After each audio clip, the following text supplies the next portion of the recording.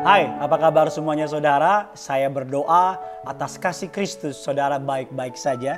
Saudara tetap tersenyum di tengah-tengah keadaan yang mungkin sulit untuk tersenyum. Saudara tetap beriman di tengah-tengah keadaan yang sedang menguji iman kita.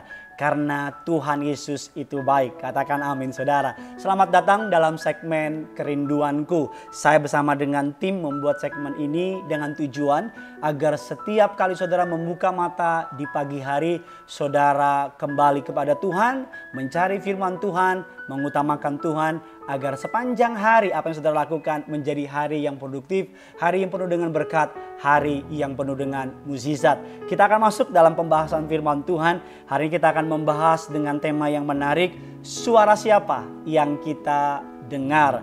Tahukah saudara, di kota atau di tempat yang kita hidupin sekarang adalah sebuah kota yang terlalu bising, terlalu banyak suara di sekitar kita. Suara pabrik mesin, suara mobil, suara alat elektronik, dan bahkan mungkin suara-suara orang-orang di sekitar kita. Terlalu banyak suara di sekitar kita dapat menghasilkan kebingungan. Karena suara siapa yang kita dengar akan menentukan jalan yang kita pilih. Kepada siapa kita memberi telinga akan menentukan keputusan yang kita ambil. Semakin pandai kita mendengarkan suara yang kita pilih, maka akan semakin hebat, luar biasa hidup kita. Alkitab mengatakan demikian dalam Bilangan 13 ayat yang ke-27 dan ke-28. Dikatakan mereka menceritakan kepadanya, ini kisah 12 para pengintai. Mereka menceritakan kepadanya, kami sudah masuk ke negeri kemana kau suruh kami. Dan memang negeri itu berlimpah-limpah susu dan madunya. Dan inilah hasilnya. 28, yuk sama-sama kita baca. Hanya bangsa yang diam di negeri itu apa?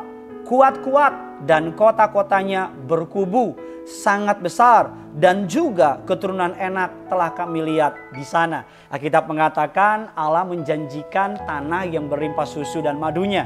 Allah membawa bangsa Israel keluar dari tanah perbudakan masuk ke dalam tanah perjanjian. Ketika mereka ada di tepi mukjizat mereka, ketika mereka berada di ujung jawaban doa mereka, Alkitab katakan Musa mengirim berapa saudara? 12 pengintai. Setiap orangnya perwakilan dari 12 suku Israel. Alkitab katakan 12 ini mengintai tanah perjanjian. Mereka melihat yang sama, mereka merasakan yang sama, dan mereka menghadapi keadaan yang sama. Tapi dari 12 orang ini Alkitab katakan 2 tetap beriman kepada Tuhan, 10 mengatakan memang sih tanahnya berlimpah, memang sih susunya banyak sekali, berlimpah madunya, memang sih tanahnya subur. Tapi katanya saudara, ada banyak tantangan di sana, ada banyak halangan. Untuk lebih detail lagi kita lihat firman Tuhan Bilangan 13 ayat yang ke-31 dan ke-33. Yuk sama-sama kita baca. Tetapi orang-orang yang pergi ke sana bersama-sama dengan dia berkata, kita tidak dapat maju menyerang bangsa itu karena mereka lebih kuat daripada kita. Padahal belum tahu loh, tapi sudah kasih judul aja, mereka lebih kuat. Ayat 33, juga mereka menyampaikan kepada orang Israel dengan baik kabar busuk tentang negeri yang diintai mereka, dengan berkata, negeri yang telah kami lalui untuk diintai adalah suatu negeri yang memakan penduduknya. Semua orang yang kami lihat di sana adalah orang-orang yang tinggi-tinggi perawakannya. Juga kami lihat di sana orang-orang raksasa, orang enak yang berasal dari orang-orang raksasa. Dan kami lihat diri kami seperti belalang. Demikian juga mereka terhadap kami. Padahal mereka gak pernah ngobrol, padahal mereka gak pernah cerita. Tapi bisa-bisanya mereka bilang di mata mereka kami seperti belalang. Tahukah saudara, ada banyak orang yang akan membuat saudara merasa down, merasa gak layak, merasa gak mampu.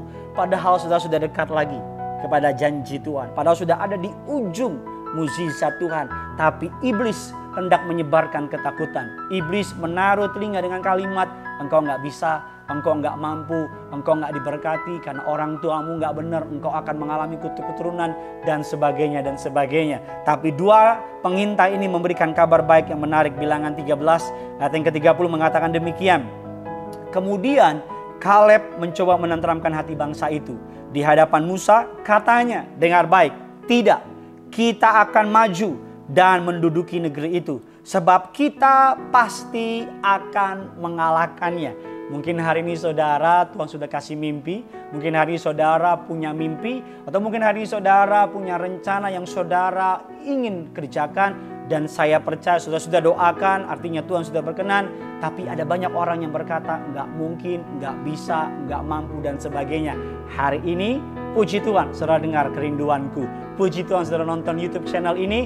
Hari ini ayo dengar firman Tuhan. Alkitab mengatakan Injil Lukas 1 ayat 37, tidak ada yang mustahil bagi Allah. Alkitab katakan dia dapat melakukan jauh lebih banyak dari yang kita doakan, dari yang kita pikirkan. Oleh karena itu, perhatikan suara siapa yang saudara dengar.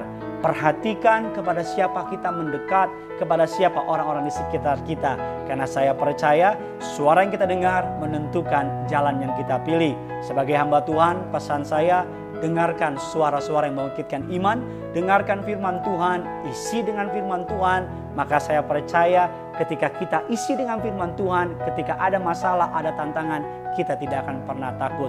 Selamat mendengarkan suara dari Tuhan, selamat mendengarkan kabar baik, isi dengan kabar baik. Jangan terlalu banyak kabar buruk, karena kalau terlalu banyak kabar buruk, kita akan drop.